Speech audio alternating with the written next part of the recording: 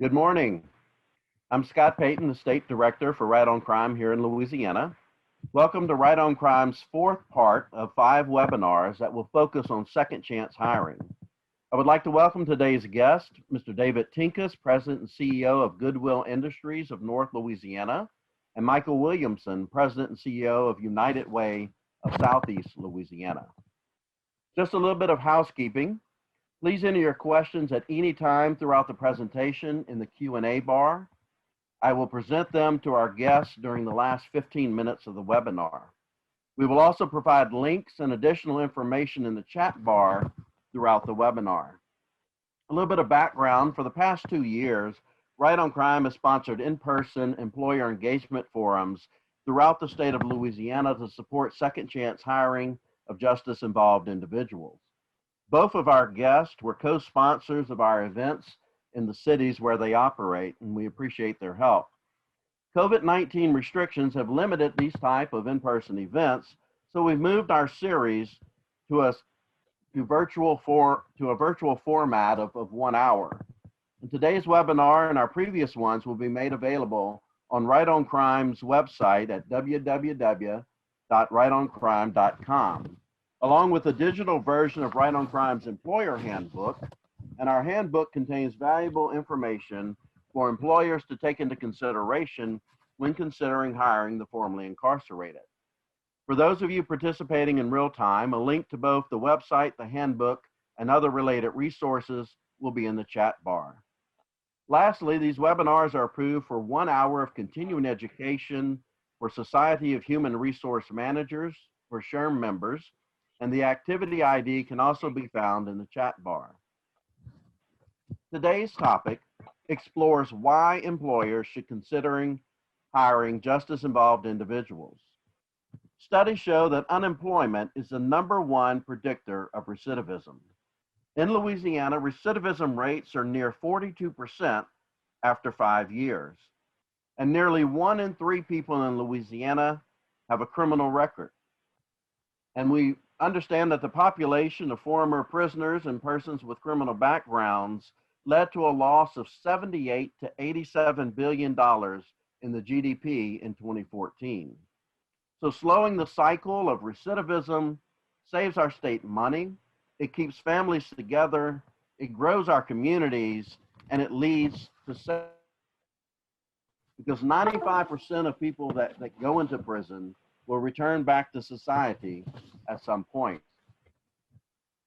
Let's go ahead and get started. I'm going to introduce both of our panelists and their bios. Mr. Tinkis is the President and CEO of Goodwill Industries of North Louisiana, where he has led the $10 million social service and social enterprise organization for the last 7 years. He has extensive experience in program development and service delivery for at-risk populations. His recent activities include addressing the needs of returning citizens through reentry programming in Louisiana, job training and job placement for people with barriers to employment, and expansion of employment for the disabled in partnership with federal and state entities. David has over 21 years of nonprofit leadership experience with organizations like American Cancer Society, Boys and Girls Club, the Salvation Army, and Community Programs, Inc. David has a passion for solving problems, getting people to work together, and creating innovative ways to serve people in need. David serves on the Caddo Parish Children and Youth Planning Board. He's also a member of the American Enterprise Institute Leadership Network. Our second panelist, Michael Williamson, serves as President and Chief Executive Officer of United Way of Southeast Louisiana, which serves Jefferson, Orleans, Plaquemine, St. Bernard, St. Tammany, Tangipahoa, and Washington parishes. Before coming to United Way in April 2009 as Chief Operating Officer, he served as Vice President of Field Leadership at United Way of America in Alexandria, Virginia. Williamson provided overall management leadership to United Way Hurricane Response and Recovery Fund developed in Hurricane Katrina's wake. Under Michael's leadership as CEO, United Way developed a blueprint for prosperity, a plan which informs all of organizations' work with a framework to eradicate poverty in Southeast Louisiana, and a bold vision of equitable communities where all individuals are healthy, educated, and economically stable.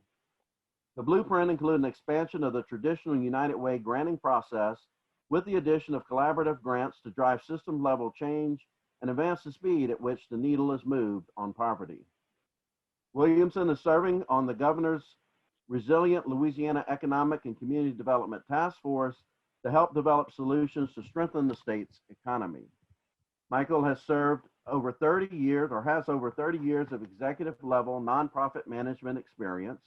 26 of those served in the United Way system.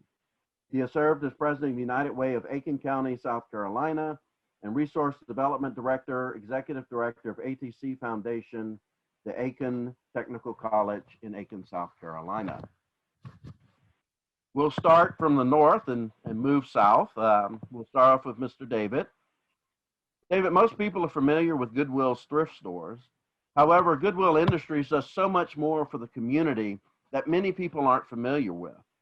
Give us a brief overview of the history of Goodwill Industries and some of the programs the organization offers in North Louisiana that relate to reentry.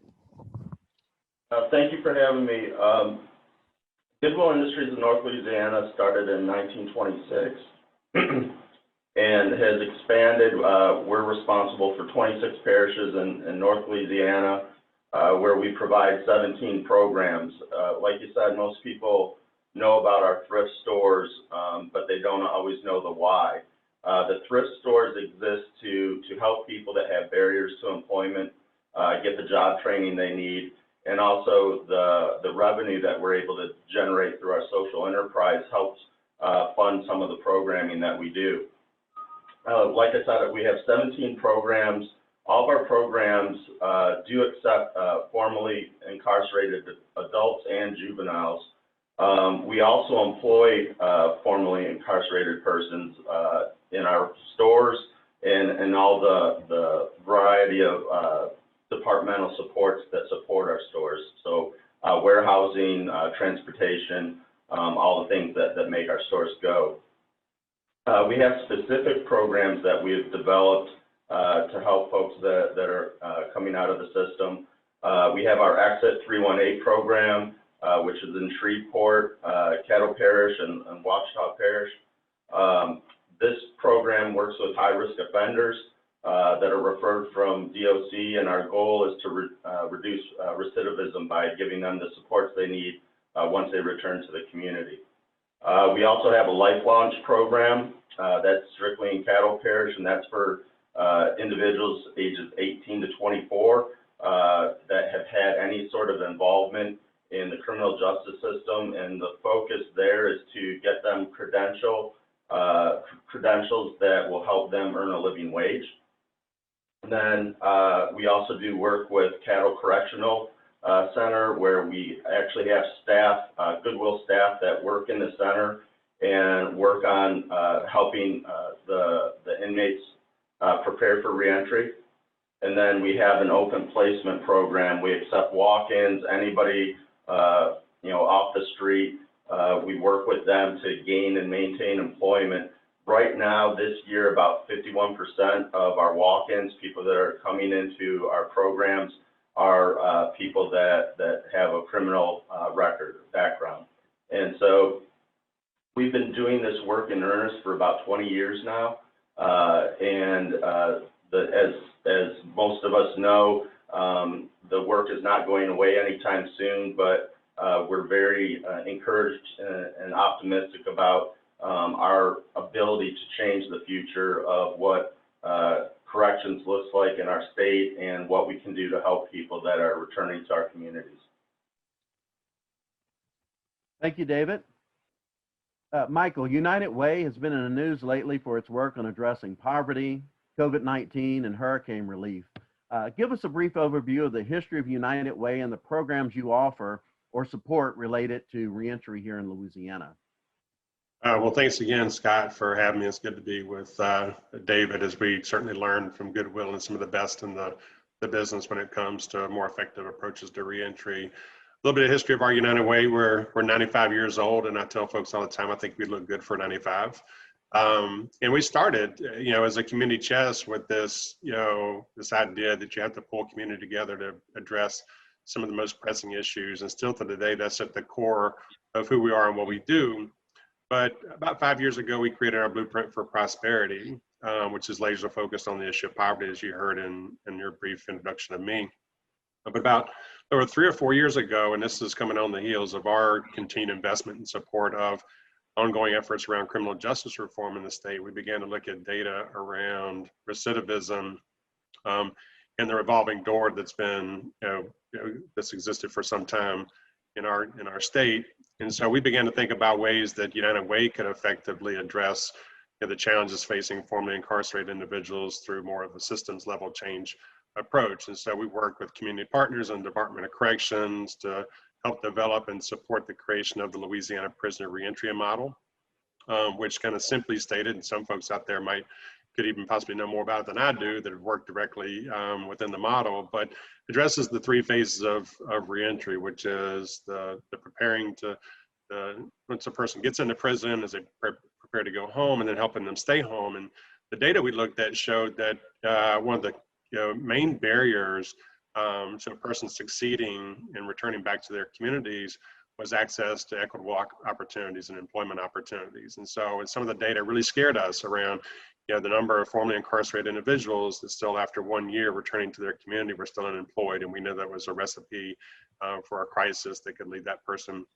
back to prison. And also, as you both mentioned, the fact that 95% of the folks that are in prison are going to be coming home. And just to kind of have this back to our work around poverty, we understand that justice-involved individuals in the criminal justice system can also often trap families in cycles of poverty. So this is directly connected to our mission of ending poverty throughout Southeast Louisiana.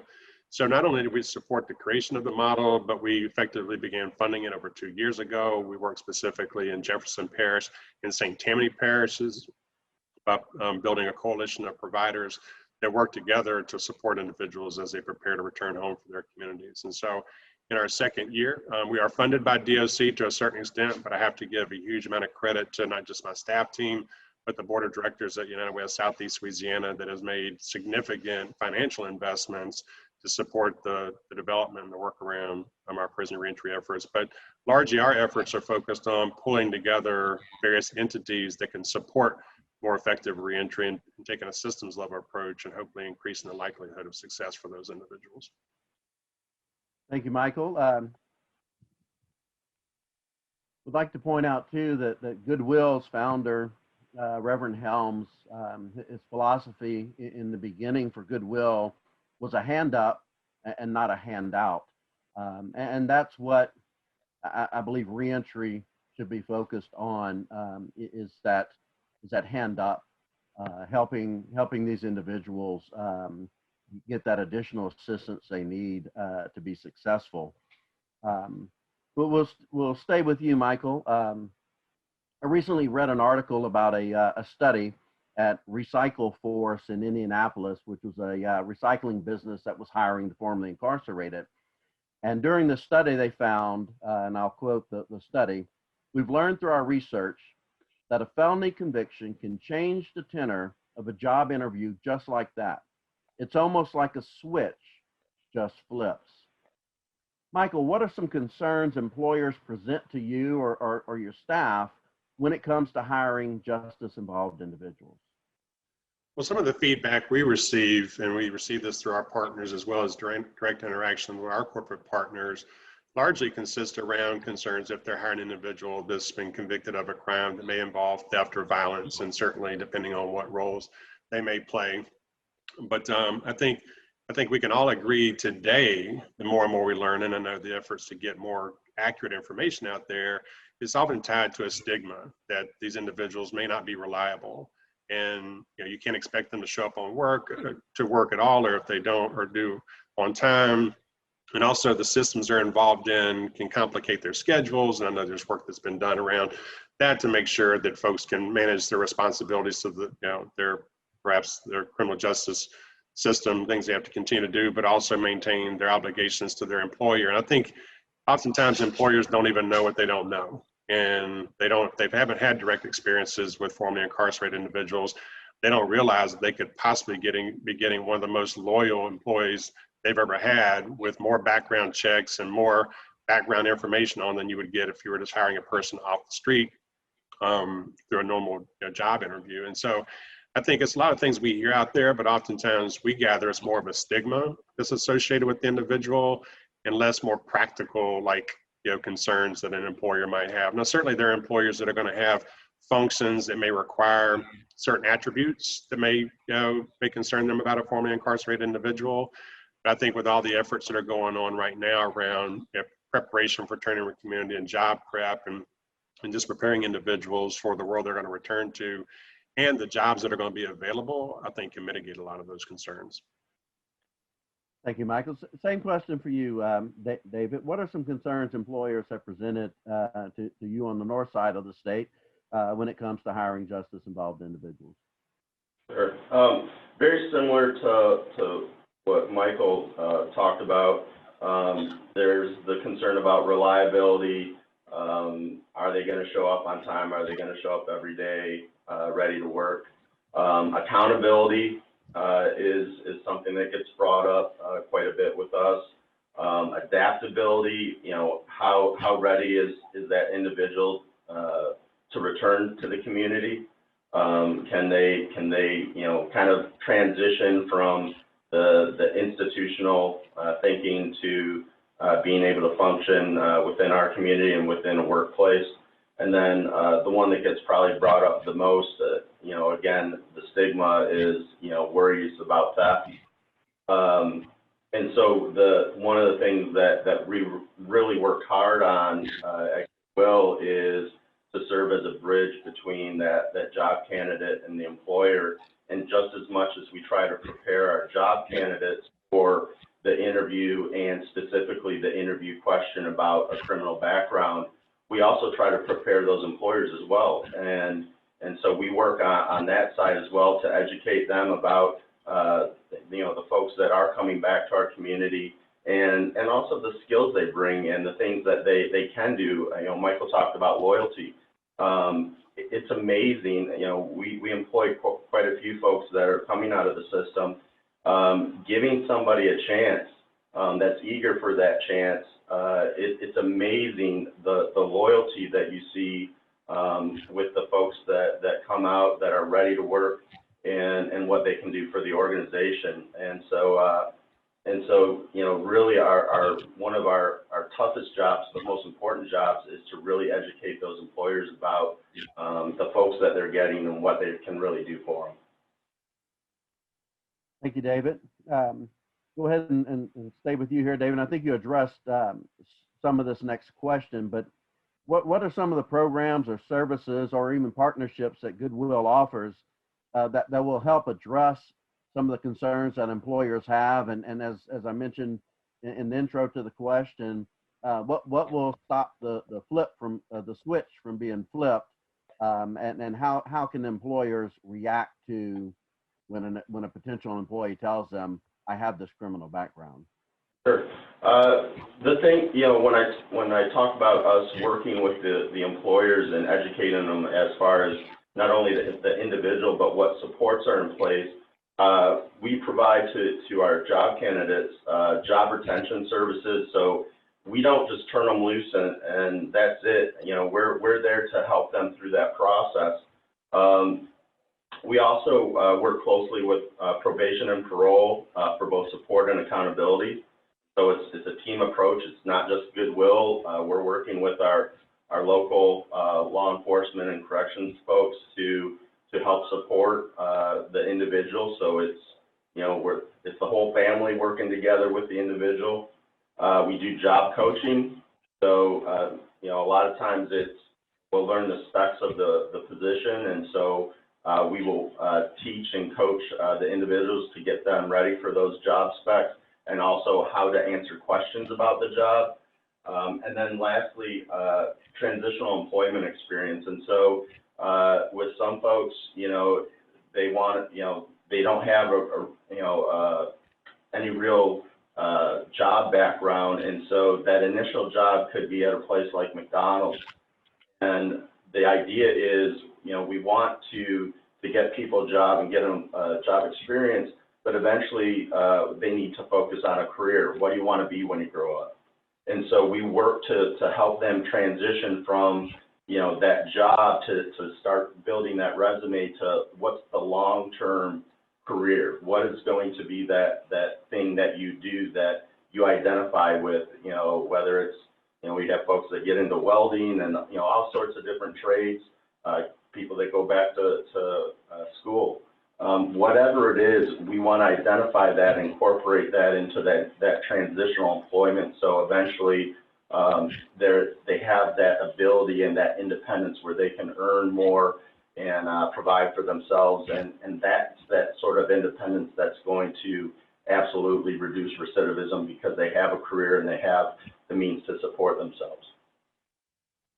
Thank you, Dave. I'm glad you mentioned probation and parole. As you know, I'm a former probation and parole officer, and I see we have many probation and parole officers and the regional reentry managers in attendance today. And I think they are a valuable resource for organizations like Goodwill and United Way and for employers.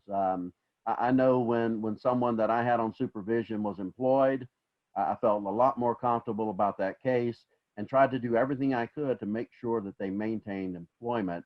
And Michael mentioned we had this past session allowing probation and parole officers to use video like Zoom, like we're using today, to interact with those probationers and parolees who are employed, so they don't have to miss work. We want to reduce the barriers not only for the justice involved population, but also for employers. You know, the last thing they need is an additional hassle or having an employee out every month for half a day or longer, or having, you know, in some instances, probation and parole showing up at an employer's place of business.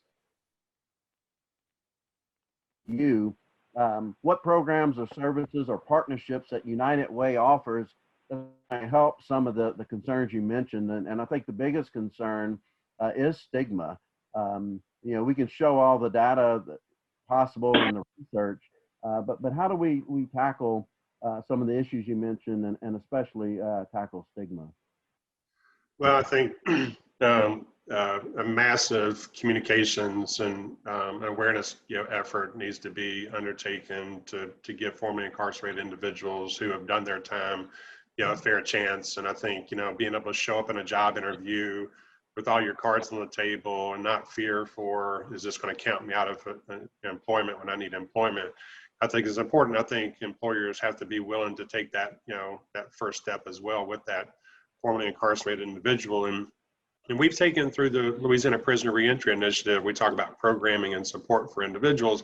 We've taken a very holistic approach. We're looking at areas around access to mental behavioral health services, housing, transportation, you know, job search and employment. And we're working with organizations like Catholic Charities and the Justice Accountability Center and Southeast Louisiana Legal Services and dozens of other organizations that sit around the table to figure out, is there something they can do for an individual to help better their chances at success as they return to the community. And I'd tell you one of my most favorite stories, and I often tell folks, we've been doing reentry work for a long, long time. We just didn't call it that. We were supporting organizations that were working directly with formerly incarcerated individuals and helping them meet their basic needs or their crisis needs. We just didn't organize it that way. And so this is a way for us to think about it more as a strategic systems level approach. One of my favorite stories is through our J. Wayne Leonard Prosperity Center, where we offer 10 financial capability building services. And Terry, a gentleman that come through the center, who's now, I consider Terry a friend, had been involved in the criminal justice system for 30 plus years, but decided he was going to make a change, but he needed help. And so he went through our J. Wayne Leonard Prosperity Center. He gained access to those programs and services, ended up getting a job. He's still working at Ochsner. He actually had 2 jobs at one point. He got promoted, now he has 1 job, but he's been able to save to purchase an automobile and a home through our asset building work. And so I think that's a real example of when you apply the right supports for an individual that's kind of done their time and they've served their time in the criminal justice system, the likelihood of success goes way up. And once again, if we want to eradicate poverty in Southeast Louisiana, I think one of the most strategic things we can do is address the criminal justice system and also how we address reentry, because if not, we're simply allowing, that system perpetuate itself, and we know that's just bad for families. Thank you, Michael. And David, back to you. What are some ways you think that we can, as nonprofits, as Department of Corrections, just statewide, that we can do to help reduce this stigma, the perception that employers have about the formerly incarcerated? I think, having, forums to talk to employers, whether it's in a group or to talk to them individually, it's kind of a shotgun approach. We have to just continue to beat the drum and get the information out that the reality is this: these folks are coming to our community no matter what. So, what can we do? You can take the approach and shun them and say, well, they should have never broken law and that's it. Or you can embrace them, bring them back into the community, make them part of the community. And by doing that, you take that person that while they're in the system, they were a minus. They were a negative that were drawing resources from our state and from taxpayers. And we're trying to convert them to a plus, to a taxpayer, to somebody that's participating in our economy, that's becoming independent. And when you make that case to employers, they understand business, and they understand that the more folks the more taxpayers we have, the more opportunity we have to improve our community, whether it's our school system, the local economy, all those sorts of things. And it's hard for people to argue against that. And I don't know if you want me to jump to the other benefits that employers get through this. The case we make to the employers, part of it is a business case, and part of it is a focus on helping the community. We've talked about the loyalty that employers will get by hiring these folks. But there's also a fidelity bonding program that's available that will protect employers from theft. So when they express that concern about theft, there's a program that will help take care of them if that does occur. There's a work opportunity tax credit federally, so the business can get a tax credit for hiring these individuals. That the individual also comes with a support network of program staff and probation and parole. Most employees that they have don't have those supports.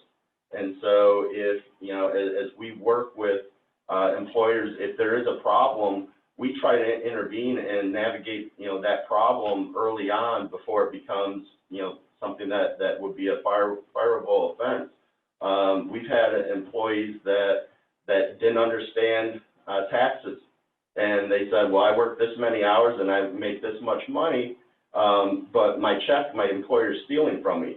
And we have to explain to them, well, the government takes out a portion. And so we help navigate those things with the employer and with the employee. And so it's not that we, just hand them off and say, good luck. We're there to continue that support.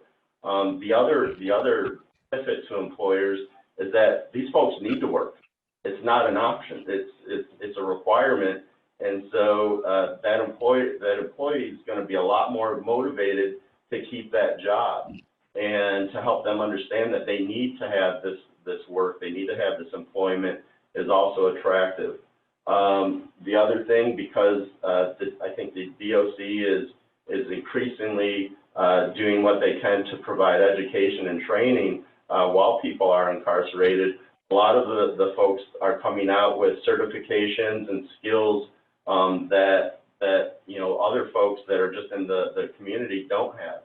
And so they come in and they have things that they can promote, about themselves, the things that they can bring to the employer, and the skills and the things that they've learned is also very attractive. And then, the last part, the employer gets to make a difference in the community.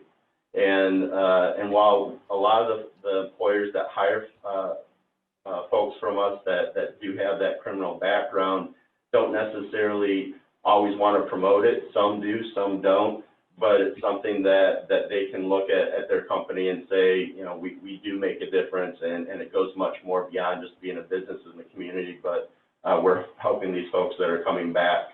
And I think when you kind of hit all those areas with the employer, we want to make them say yes. And a lot of it is, let's, you know, just give us a shot. We work very hard not to turn over, you know, we're not sending warm bodies. We're going to prepare somebody and have them ready, because that individual needs to be successful, because that first job is not a success in some capacity. They're going to be discouraged and say, oh, well, I'm done. They're going to quit. And so we work really hard to have them ready and have that employer ready for that person. And when all that happens, it's a success, and then the employer is much more warm to hiring from us again and taking another individual because they had that good experience. Thank you, David. You made some real good points, and the last thing you mentioned, I've seen that firsthand, where you said they get easily discouraged.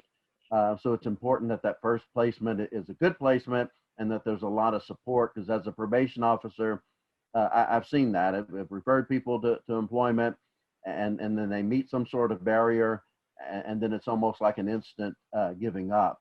And fortunately, there are groups outside of probation and parole, because probation and parole officers have a lot of work to do, and it's hard to stay on top of every single thing. But when they come together and work together, like you said, DOC has done a lot, even in the last 2 or 3 years, to coordinate the effort between probation and parole and businesses, and they have been a major supporter of our in-person forums, because they're key to reentry. They're key to the success, but they need help. You know, we were responsible for changing the oil in the car, all the way up to keeping the public safe. And there's a lot of stuff that falls in between there. So any assistance probation and parole officer can get is great. You also mentioned the worker opportunity tax credit. In 2019, Louisiana businesses received over $5 million in tax credits, and that was to 2,100 employees. So, I mean, 5 million sounds like a lot, but it's definitely underused as far as the justice involved population, because there's certainly more. 1 in 3 Louisianans have a criminal background. Now the credit is good for a year after someone's released from prison, or a year after the conviction date. So there's a time frame, but employers need to know about that, and we've been working hard to get that information out. Another great partner has been the Louisiana Workforce Commission. They have these great programs, and they will bend over backwards to work with employers to make sure that they understand the details of the program. The federal bonding program as well is an excellent program, and it covers the risk, but it also is underutilized here in Louisiana. Only 7 policies have been issued in the last 3 or 4 years here in Louisiana. So that's definitely a program that is underused. Michael, we'll move to you with the same question we had for David, and I'll just kind of go over that question again. What are some of the benefits to employers who move past the initial concerns that we discussed? They go past the stigma, and they take that risk, and they hire persons with backgrounds. Why should they do that, and what are some of the benefits of giving a second chance? I think David did a great job of covering. Let me start where he stopped. That you literally have an opportunity to change, the community for the better. You not only will see the economic upside of employing formerly incarcerated individuals, but also it yields safer, more vibrant communities, which is all important to us through our Blueprint for Prosperity. So I'll start there. I think, if you companies and businesses that want to be socially responsible, addressing, and supporting more effective reentry strategies by looking at hiring and formerly incarcerated individuals is a great start. Of course, you heard about the work opportunity tax credits. I'm a big fan of bringing our dollars back from Washington and into Louisiana. And be nice if that was not 5 million, if it was 10 million, and you double the number of individuals. But let's just put our tax dollars to work in a way that's good for our local economy. I think we all don't mind paying our fair share, but I'd love for it to come back to the great state of Louisiana and help our families and communities. And so I think, we go back to some of the earlier points that, your businesses can be more profitable because you're going to have loyal, accountable employees that are going to show up. They're going to do their very best because they've seen the other side of, of life, and as they spend time in being incarcerated. So I think, think about the families that are helped, the number of children that have parents, fathers, mothers that have been incarcerated, and what that does to entire families and perpetuates a cycle of justice involvement. So I think the upsides are far better than the downsides. And I go back to something else too, Scott, I don't know if I did an effective job, because I think all of saying this, but all of what we talked about, if communicated effectively to the community, leveraging all the various channels that we have, multimedia, social media, et cetera, if we all leaned in, fantastic organizations like Goodwill and United Way that have massive followings and begin to tell these stories more effectively, I think we can change the narrative, and I think we can get over the fear mongering that takes place oftentimes during, heated political discussions, and we can move on to the fact that, there's far more examples of success than there are failure, and let's try to just make sure that more families and individuals have a chance of being successful. And I think we have to combat bad information with good information. And based on my experience, I shared Terry's story in the chat box with our friends that are on the webinar today, but there are more Terrys out there. A fantastic person, daughter's going to college, wants to marry his princess. I mean, he's doing all the right things, but he also spent 35 years in prison. And so if Terry can do it, I think so many more people can. I think we should do everything we can to make that happen. Thank you, Michael. And you make a good point. That there are so many more success stories than horror stories that we hear. And someone just mentioned in the chat box that, the employers take a risk on every employee that they hire. You do not know what you're going to get until you get that person on board. And studies have shown, and you both have mentioned, that folks with a criminal history were no more likely to be fired than someone without a criminal history, and they were less likely to quit.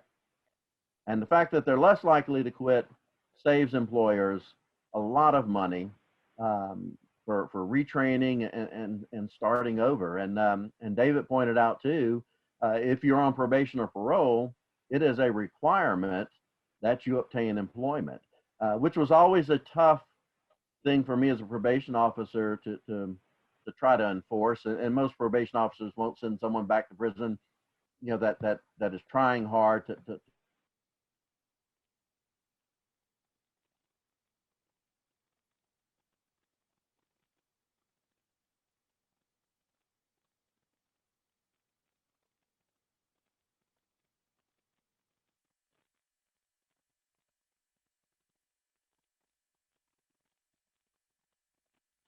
Scott froze up for me. He did for me as well.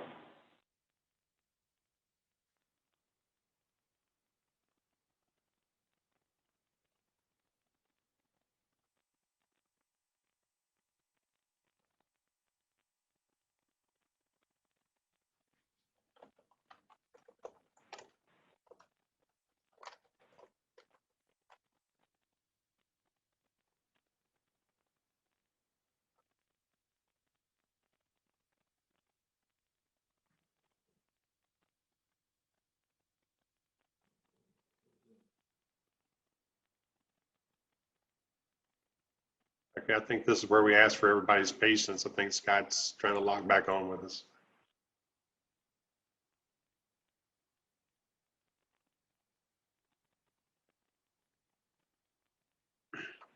Well, I see they're working to get Scott back on, but until he comes back on, David, maybe you could talk about this as well. But I think once again, the success stories are countless, and what I would encourage anyone that's watching is to kind of join efforts and try to make sure that we combat the the negative stories that are out there, which certainly can be bad, but the positive stories of success that are out there, I think, far outweigh those. And I think just reinforces the more we work together as organizations, nonprofit, business, and government, that we can actually improve outcomes for all formerly incarcerated individuals and their families, and I think in so many ways improve our community. So I think that'd be my call to action. I know that United Way is ready to lean in and help kind of communicate as much as we can about the success and good information that's out there. There's Scott.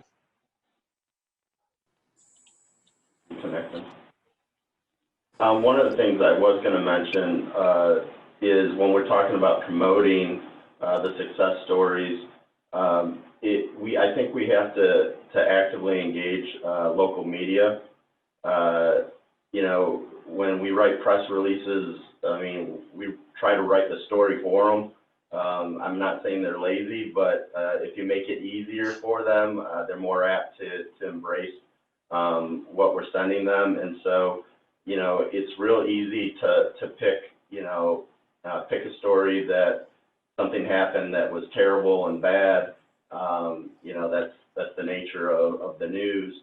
But I think, if we can promote those success stories, feed the media with those stories, I think they're going to be more apt to embrace them and promote them and show, the other side that we're talking about and the reality, and be able to also show the statistics that, you're more often, able to have a success as opposed to a failure.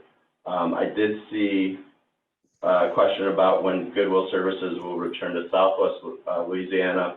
That's one of our sister Goodwills. I know they're working very hard to get back on their feet. I do not have a date, but I do know that they're working very hard, and then our national organization is also working hard to support them so that they can to normal and be able to serve the community down in Southwest Louisiana that, of course, needs Goodwill's types of services. So I know that they're trying to get online as soon as they can, but it's a tough, kind of a tough go for everybody, I think, right now.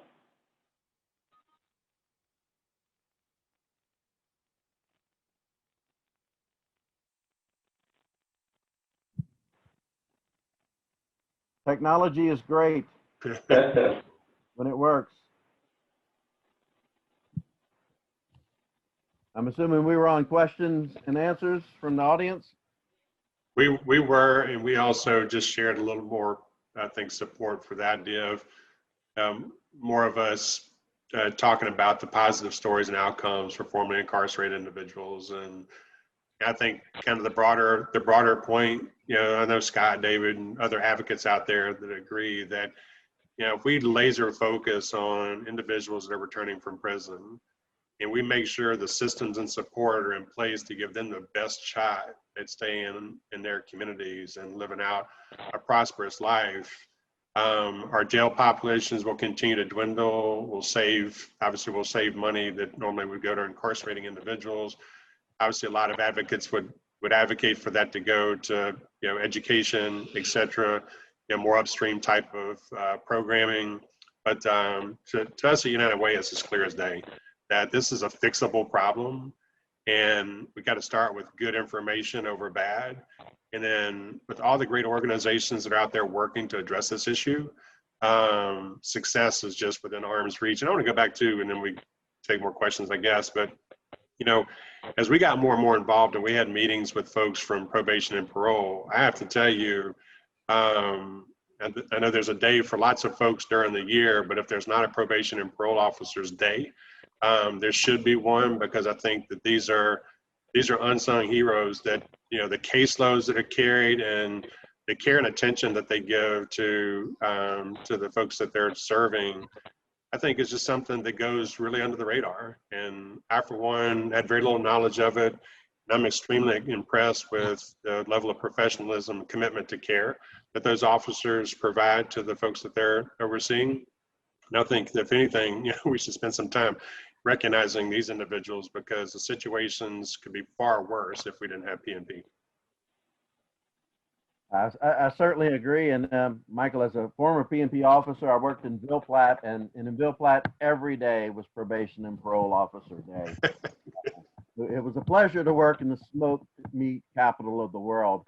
But you're right, and I've said this not just because of my background in probation and parole, but probation and parole officers are on the front line. When you're released to parole, within a certain number of hours, the first person you see is going to be a parole officer. Your first introduction into probation is going to be with the probation officer after you've gone through the courts. So they play a very, very important role. And it's not their fault, but the caseloads are so high that you end up putting out fires more than you do helping. It takes a lot more time to help someone than it does to incarcerate them. And the probation and parole officers, take that extra time and work long hours to assist people. We used to have to drive people over an hour away just to get them out of a toxic situation or get them into rehab. And that takes 2 or 3 hours out of your day just for one person. And when you have even as few as 119 or as many as 140 people, that's a lot of work. So yes, they definitely are.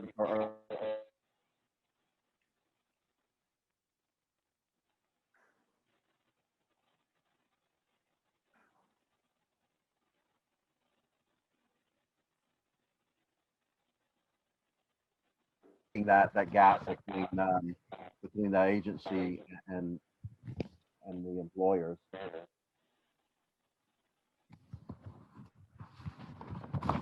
Let's see if we have any other questions. Am I cutting out?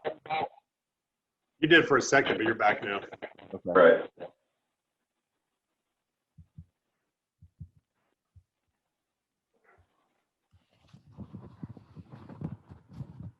Doesn't look like we have any other questions. David, is there you have a closing statement to make for employers, based on, I know we've covered a wide range of benefits and negative things associated with it. If you had to close with just a couple of moments, what would that statement be? One of the chat comments, and Michael talked about it as well, is that every hire is a risk. You can look at a resume, you can interview somebody for an hour, but until they get working for you, you don't know what you have. You really don't. And the reality is, the folks that are returning to the community, they're coming with a lot more information than somebody off the street.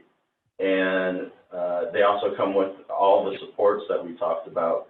And so, Goodwill for, almost 100 years now here in North Louisiana has been hiring people with criminal backgrounds, and we're still here. We're still a thriving business. It works. And if you embrace the opportunity to hire these folks, good things will happen for your business. And I think that, like I said, I think there's a tremendous business case. I think there's also from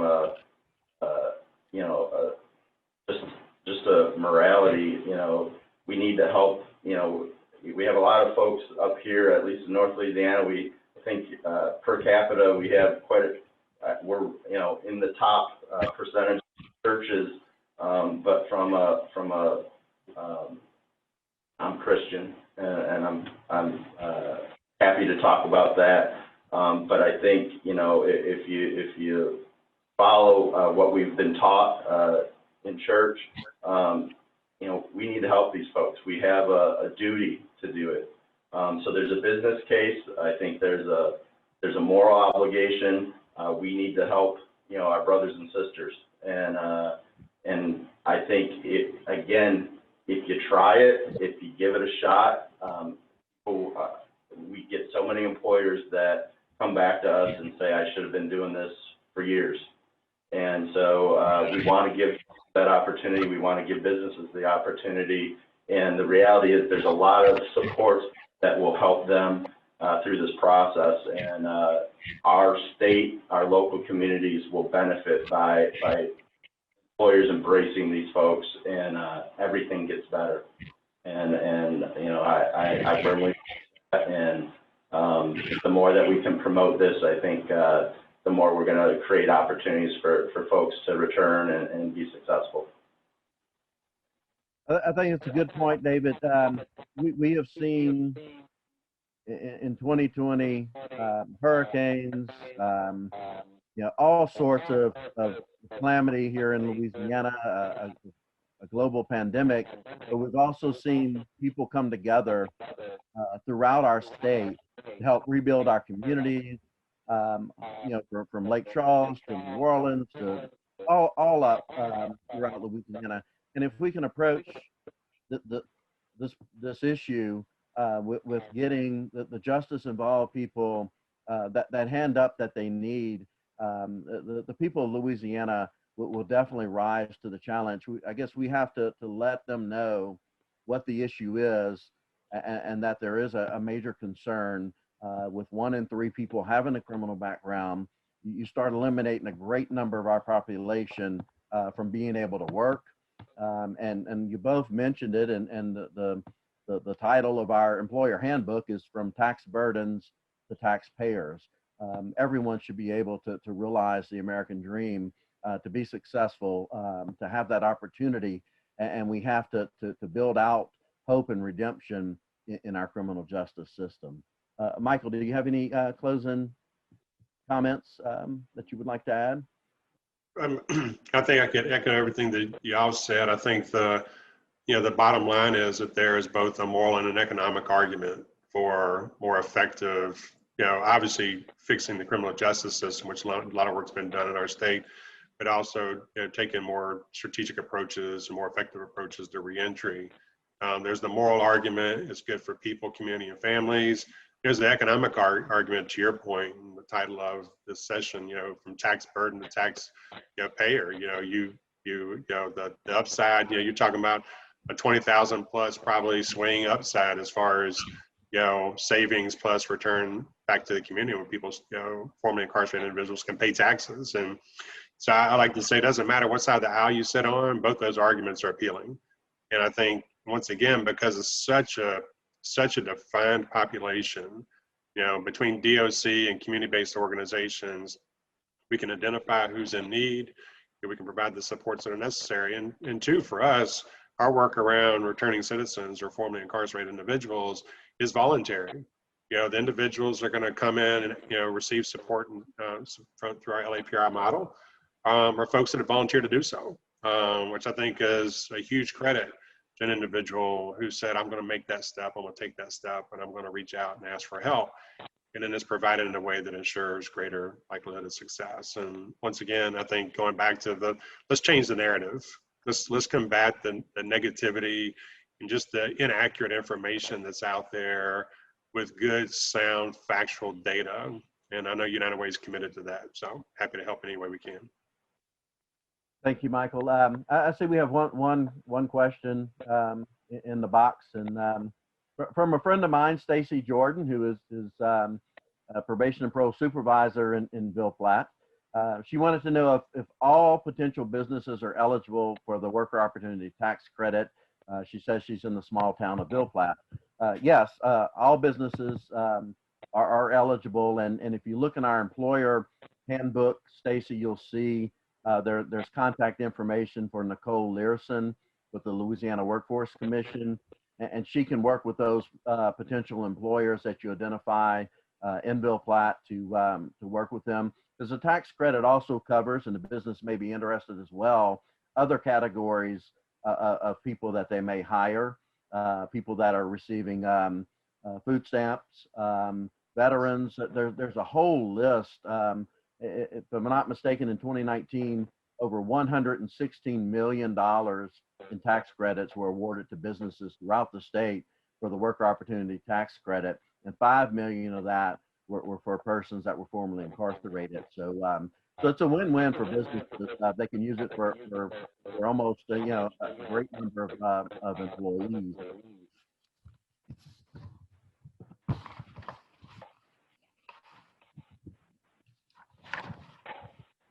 Thank you again, David and Michael. I appreciate your time today to discuss what employers need to consider when hiring justice-involved individuals.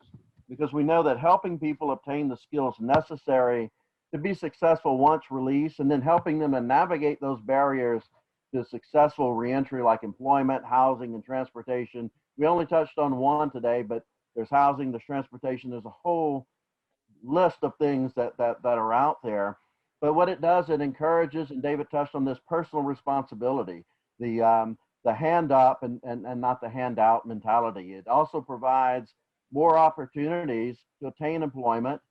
Michael, you mentioned it, to keep families together, and it's a critical factor in reducing our recidivism rates here in Louisiana. 42%, that's a lot of people going back to prison, a lot of lives disrupted.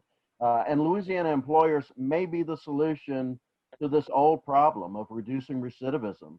They may just be the game changers, and I'm quoting United Way's mission statement there, since I use Goodwill's, but they could be the game changers to make a difference in our communities. Louisiana is my home, and it's been so for the last 50 years. And I think we all want a safe place to raise our family. And I believe, as many people here in Louisiana, that we can have a cost-effective criminal justice system that ensures public safety while restoring victims, reforming offenders, and recognizing the values of hope and redemption that make this state such a great place to live. Thank you both, David and Michael. And our next forum will be December 10th, and we will be sending out an email shortly with a link to the recorded version of this webinar and with the registration information for the December 10th webinar. Thanks again, and y'all have a great day. Thank you. Thank you.